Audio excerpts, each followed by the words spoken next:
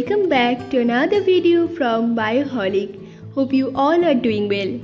So in this particular video, I am going to talk about the phylum Coelenterata or Cnidaria. So let's begin.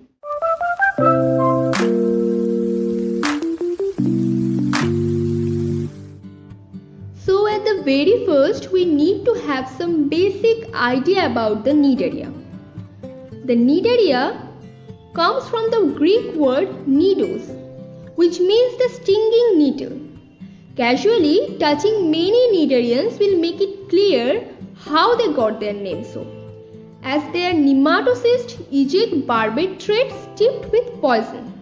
And this kind of phylum includes about 9,000 species in this world, and they are the member of clade Eumatozoa, which means they contain true tissues and they possess aquatic habitat as they inhabit the water bodies. Okay? And now on the basis of their habitat, there are two types: solitary Cnidarian and colonial Cnidarian. Solitary Cnidarians live singly and independent. Example, Hydra. And colonial Cnidarians live in association of others and they are dependent upon each other.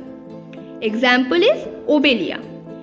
And on the basis of their motility, there are also two types: sessile and free floating. So the sessile Cnidarians remain attached to under substratum. They cannot move. And the free floating Cnidarians can freely swim along with the flow of the water. Okay? And now the body symmetry. So the Cnidarians are diploblastic animals with radially symmetrical body with single opening. Next is germ layers. So as we all know, they are diploblastic, so they contain ectoderm and endoderm. The ectoderm of the embryo gives rise to an outer layer of the wall called the epidermis, and the endoderm gives rise to inner layer of the body wall, which is known as gastrodermis. And between these two layers there is a non-cellular gelatinous mesoglia, which provides the jelly-like form to some coelentrates. Okay? Now the gastrovascular cavity. So what is gastrovascular cavity? It is a sac with a central digestive compartment, and there is a single opening to this cavity. You can see this in this picture, which serves a dual function of cavity and anus. And mouth is an aperture present on the hypostome, which is a conical elevation present on the free end of the body of Cnidaria. Okay? Next we will know about the cnidocyte.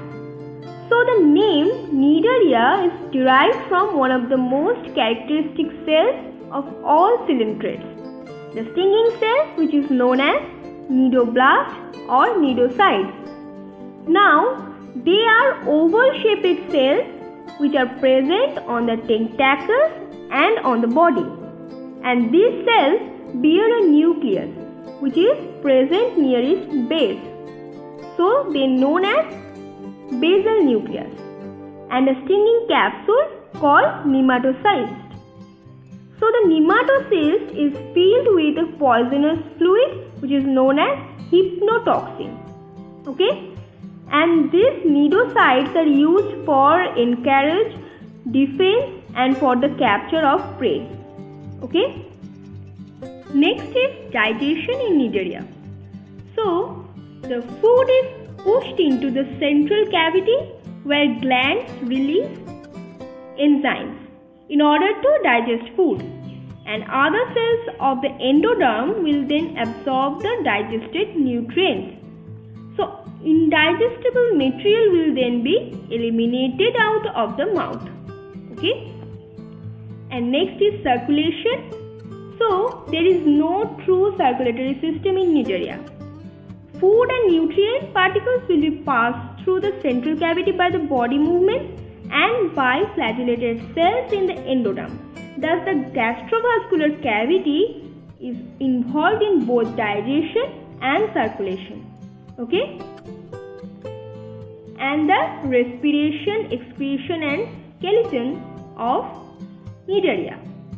So both respiration and excretion take place by diffusion with the water that passes the tissues.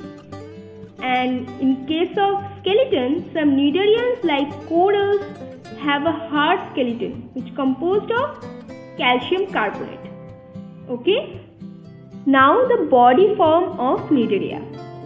So the Nidarian's body has two alternate but similar body forms. One is polyp and the other one is medusa.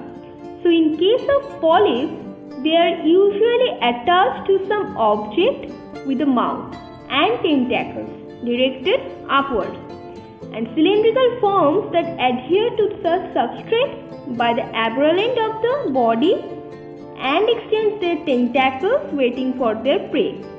Okay? Example is Hydra. Now the medusa, so their flattened mouth down version of the polyp, so which moves freely in the water by a combination of passive drifting and the contraction of its bell-shaped body. Example of medusa is jellyfish. Okay? So these are the picture of polyp and medusa. The left one is the hydra and the right one is the jellyfish. Okay? Next is reproduction. So reproduction in Nidaria can be two ways: asexual reproduction and sexual reproduction. So in case of asexual reproduction, many polyps will reproduce by budding, and this may form new polyps or medusa. And in case of sexual reproduction, testes will produce sperm which travel through the water to the ovary which has produced eggs, and these fertilized eggs are released out of the mouth to develop into ciliated larva which is known as planula, and this stage will usually develop into a young polyp. And in some Nidarians like Hydra have polyps that can also reproduce sexually. Okay?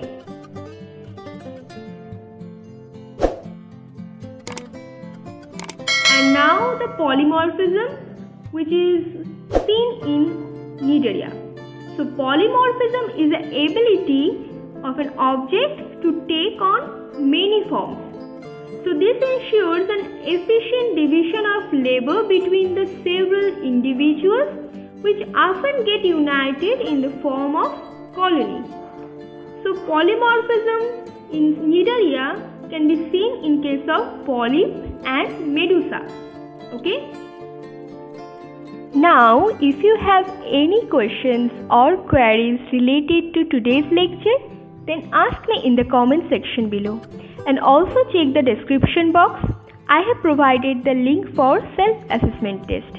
Do the self-assessment test and let me know if there are any queries. Okay? Now, if you find this video helpful, then give it a big thumbs up and share it with others. And if you are new here, then subscribe to our channel Bioholic and hit the bell icon for further notifications of our upcoming videos. So that's all for today. Thanks for watching. Until then, take care and keep watching Bioholic.